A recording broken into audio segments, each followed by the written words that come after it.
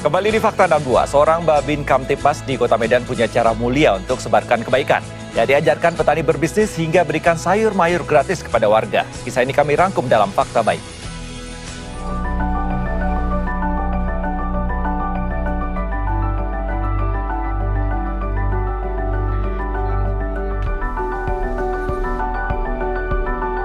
Kalau saya punya semboyan cuma satu, Mbak. Jangan takut memberi kalau kita mau berharap. Kita memberi sesama manusia dan kita pasti dibantu oleh Allah untuk kita sendiri. Jadi nggak usah khawatir kita. Kita menyenangkan hati orang, walaupun orang lain tidak menyenangkan hati kita minta biar Allah yang menyenangkan hati kita.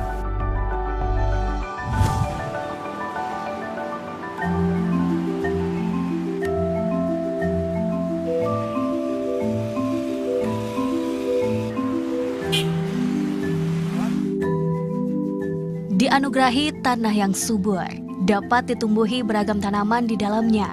Tak heran jika Medan milik indeks ketahanan pangan paling tinggi di Sumatera Utara. Alam yang begitu kaya nyatanya tak sebanding dengan apa yang didapatkan oleh mereka yang merawatnya dengan sepenuh hati. Ya, para kaum petani.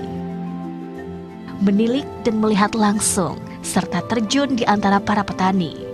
Sosok satu ini bertekad hadirkan kehidupan yang lebih sejahtera bagi para petani.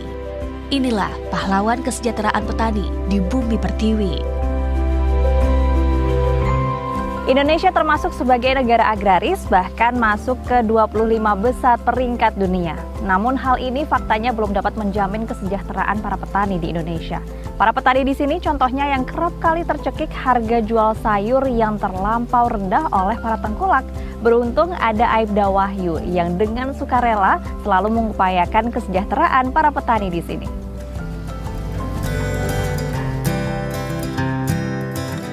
Aibda Wahyu Mulyawan, sosok mengabdi pada institusi Polri sejak 22 tahun yang lalu.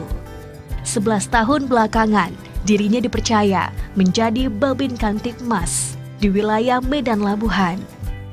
Hal inilah yang membuat dirinya makin dekat dengan masyarakat sekitar. Interaksi langsung tak berjarak, dirinya sadar keresahan warga yang mayoritas hidup sebagai petani perlu lebih diperhatikan.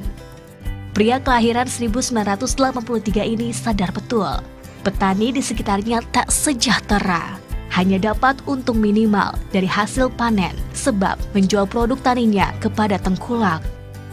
Pak, berarti ini petaninya salah satu binaan Bapak juga? Ya, ini salah satu Pak Nano, nama beliau Pak Nano. Ini salah satu petani binaan gudang sayur Kamtipmas. Jadi beliau hari-hari bertani, kemudian hasil dari sini dia dikhususkan untuk gudang sayur Kamtipmas. Kemudian ada juga beberapa rekan kami yang dari petani sekarang sudah jadi pedagang. Jadi beliau pun mungkin insya Allah sebentar lagi masih jadi pedagang juga. Iya. Bisa saya ketemu sama yang udah jadi pedagang? Ayo kita langsung ke pasarnya, Mbak. Ke pasar ya, Pak? Ya, kita jumpa Mas Agung sampai ke sana. Siap. Berikan pelatihan secara bertahap. Aibda Wahyu awalnya hanya berikan pelatihan kepada beberapa petani saja. Lama-kelamaan, semakin banyak yang bergabung dan membuahkan hasil. Bisa bertani sekaligus berbisnis, tentunya dapat meningkatkan pendapatan mereka. Hidupnya pun lebih terjamin.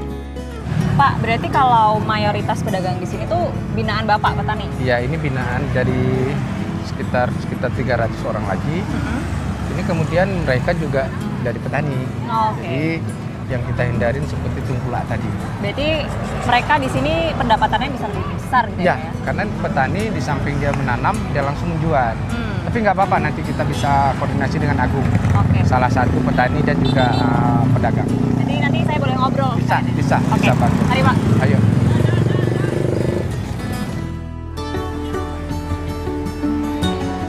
Sebelum bertemu Aibda Wahyu, petani yang sudah bekerja keras di daerah ini tak dapatkan imbalan setimpal.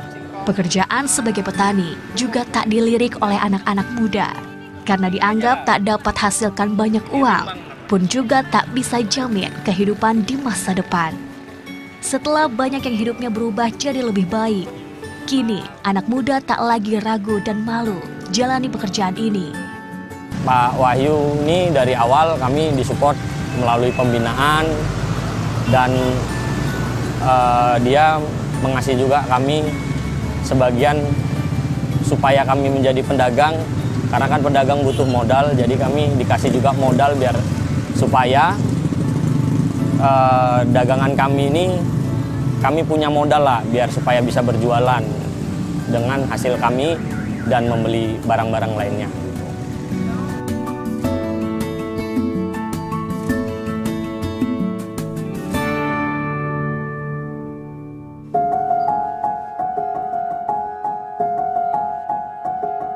Sudah seharusnya di tanah agraris ini, petani jadi yang hidupnya bisa terjamin dan bukan sebaliknya. Berbekal niat ikhlas, membantu dan mengabdi, Aibda Wahyu berusaha untuk mewujudkannya. Sempat hidup sebatang kara setelah seluruh keluarganya tersapu tsunami Aceh 2004 silam. Ia ingin membawa berkah buat sekitar dengan hadirkan manfaat untuk mereka. Habis tsunami Mbak sempat berjanji. Waktu saya belum hijrah 1 hari sebelum berangkat ke Medan, saya sempat berjanji di pinggir laut di Pantai Loknga namanya. Ya Allah, kau ambil ayahku 1, akan ku cari 1000 ayah. Kau ambil ibuku 1, akan ku cari 1000 ibu. Kau ambil 4 adikku, akan ku cari 4000 adik. Ya Alhamdulillah sekarang sudah terjawab.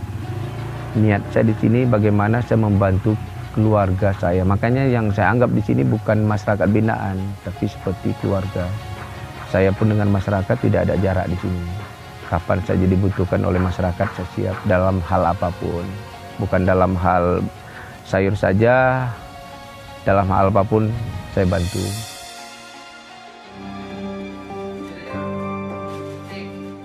Dedikasinya yang begitu besar untuk sejahterakan para petani. Buah kerja kerasnya pun sudah dapatkan apresiasi dari berbagai pihak. Tak terkecuali dari Wakapolri. Dirinya dan para petani diberikan hadiah berupa gudang sayuran, lengkap dengan pendingin dan pengering air agar dagangan petani yang belum terjual dapat dititipkan. Pak, berarti ini tuh gudang yang diceritain bisa buat titip petani, Titip gitu ya Pak petani. ya? Titip. Gratis Pak? Gratis. Untuk petani gratis. Jadi Kenapa sih Pak ditaruh di gudang ini Pak? karena di gudang ini punya cold storage, pendingin, beda dia, kemudian tahan lama. Jadi kalau sayur dalam ini, kalau sawi, kangkung, itu bisa satu minggu tidak ada perubahan. Jadi kalau ada kelebihan bisa dititip sini Ya, dulu? dititip dengan gratis supaya petani tidak rugi. Kemudian ada juga yang bisa kami jual, kami beli ke petani dengan harga tinggi. Kalau yang tadi ibu-ibu di depan itu Pak, kan ada yang ngupas-ngupas, bersih-bersih, itu siapa Pak? Di sini ada 2. Kalau yang laki-laki membantu packing sayur atau mengantar sayur. Kalau yang perempuan itu khusus membersih sayur seperti kupas bawang, petik cabai.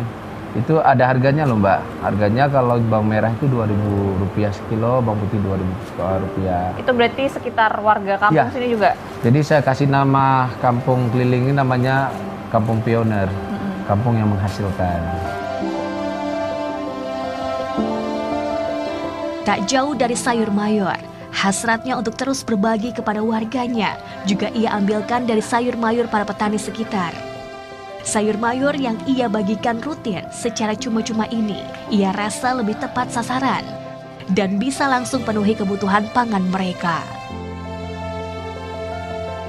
Terus berupaya, terus mengemban tugasnya sebagai Babin Kamtipmas. Selain upayakan kesejahteraan para petani, ketertiban dan keamanan warga juga terus ia jaga. Salah satunya dengan membina anak-anak putus sekolah di Medan, yang kebanyakan karena terlibat tawuran dan kekerasan di kalangan remaja. Good people, di gudang milik Pak Wahyu ini, kemudian beliau seringkali dibantu oleh anak-anak binaannya. Ada yang mantan preman, mantan tukang tawuran, ada yang mantan pecandu narkoba juga. Mereka kemudian ditampung di sini, dibina dan diberi kesempatan untuk menata hidup mereka lagi supaya bisa jadi lebih bermanfaat. Jadi, kenapa Pak Wahyu dari kapan terus ngikut ke sininya kapan? Saya ngikutnya waktu dia ngajak saya Kak. Kenapa sampai diajak? Saya diajaknya untuk saya berubah Kak. Dulunya kenapa soalnya? Dulu saya suka bikin keributan Kak, tawuran Kak, meresah warga. Dulu kayak gitu? Dulu Kak. Oh. Sekarang saya dibawanya sini untuk saya berubah Kak.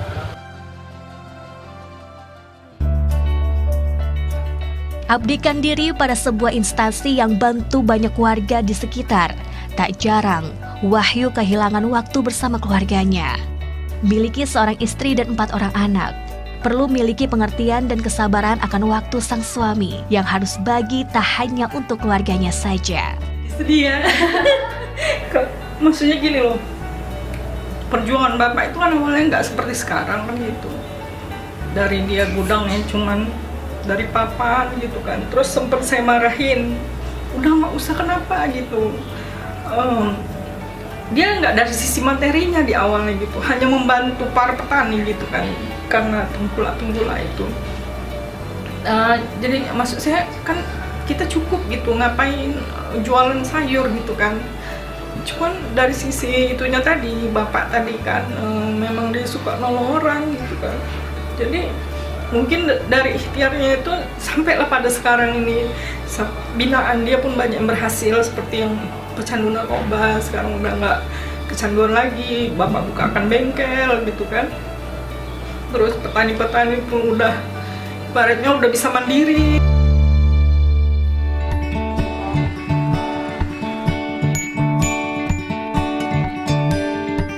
Terus mengabdi, Aibda Wahyu jadi pengingat untuk terus berdaya bagi masyarakat sekitar, meski dirinya sudah mengemban sebuah jabatan di instansi tertentu sekalipun.